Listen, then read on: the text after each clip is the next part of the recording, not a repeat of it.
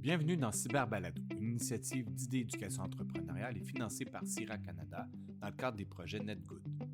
Dans cette série, des jeunes de 5 à 18 ans prennent le micro pour explorer les enjeux liés à la cybersécurité, cyberintimidation, hameçonnage, virus, piratage, fausses nouvelles, citoyenneté à l'ère numérique et bien plus encore. Ces balados ont été co-créés avec des pédagogues dans le but de sensibiliser, d'informer, d'outiller les jeunes ou leur communauté à utiliser Internet de façon sécuritaire et responsable. Cyberbalado s'inscrit dans un projet éducatif plus large qui comprend aussi une trousse pédagogique et des ateliers en classe pour faire de chaque jeune un acteur de changement dans le monde numérique. Produit avec des jeunes de divers groupes d'âge et provenant de milieux très variés à travers le Canada francophone, ces épisodes témoignent de l'engagement réel des jeunes et de la créativité propre à leur contexte. Place aux jeunes. Bonjour et bienvenue dans notre balado, le CMW, un podcast dans lequel nous allons aborder des problèmes captivants à l'ère du numérique. Alors, aujourd'hui, nous allons avoir des discussions bien intéressantes sur l'ère du numérique. Donc, voici nos questions que bien des gens se posent. L'intelligence artificielle nous remplacera-t-elle? Est-ce qu'elle possède une conscience? Les deepfakes peuvent-ils ruiner la vie de quelqu'un? Et les voitures autonomes, qui est responsable en cas d'accident? On va vous renseigner sur l'éthique et les nouvelles technologies.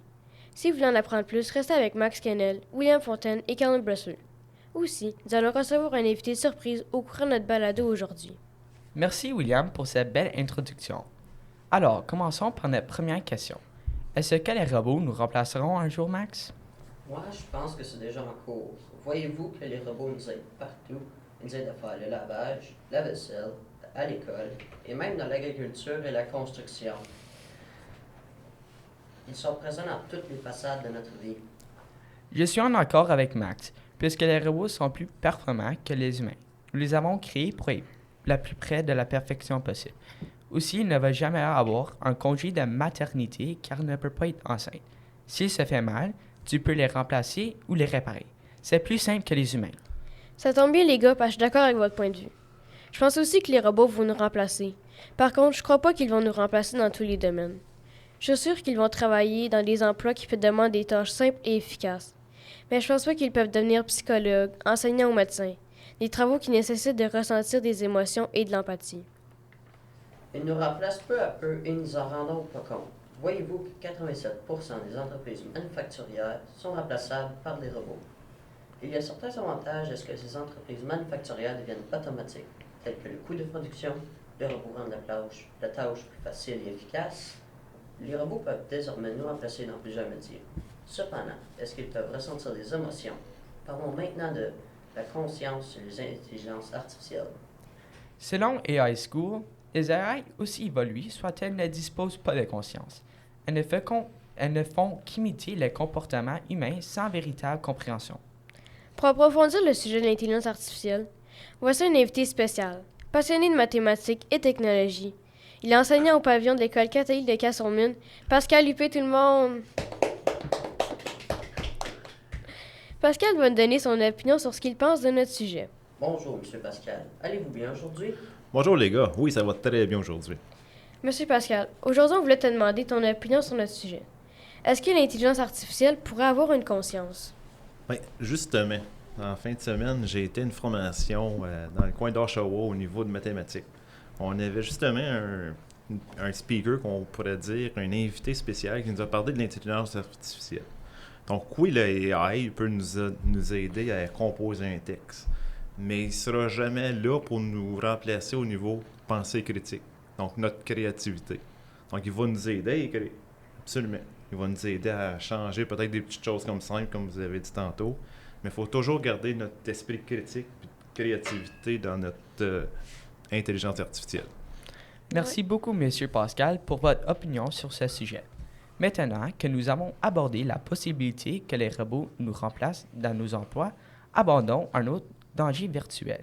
L'intelligence artificielle peut-elle ruiner la vie de quelqu'un grâce aux deepfakes?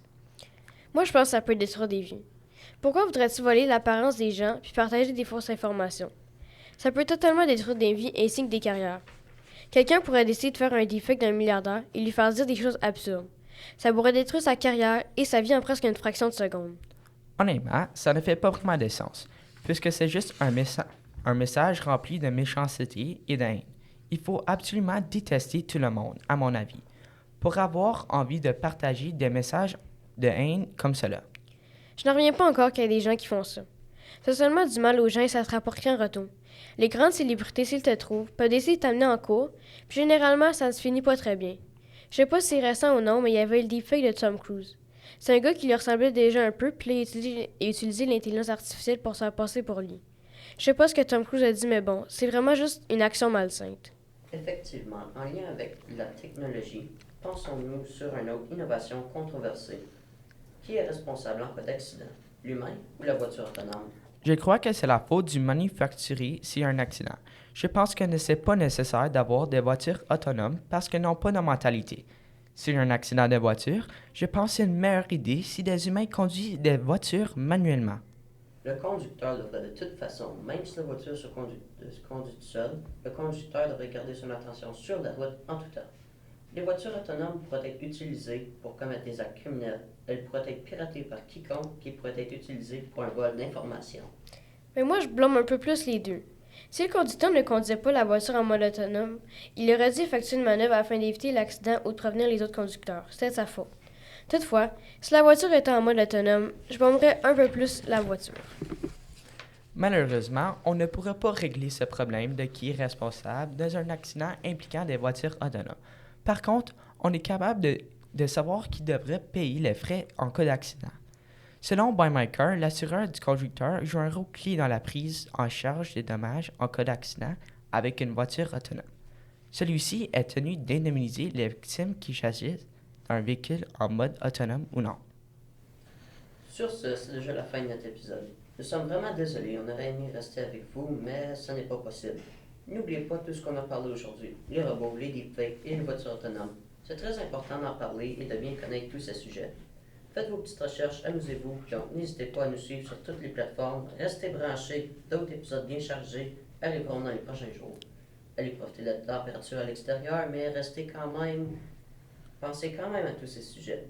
Puis parlez-en à vos proches, des discussions qu'on vient d'avoir. Ça peut être très intéressant. Au revoir. Au revoir! Nous tenons à remercier le personnel, les enfants et la direction des écoles participantes pour leur engagement tout au long du projet. Nous remercions également le CIRA dans le cadre du programme NetGood. Nous vous invitons à écouter les autres épisodes de cette série ainsi que ceux des autres écoles participantes. À très bientôt!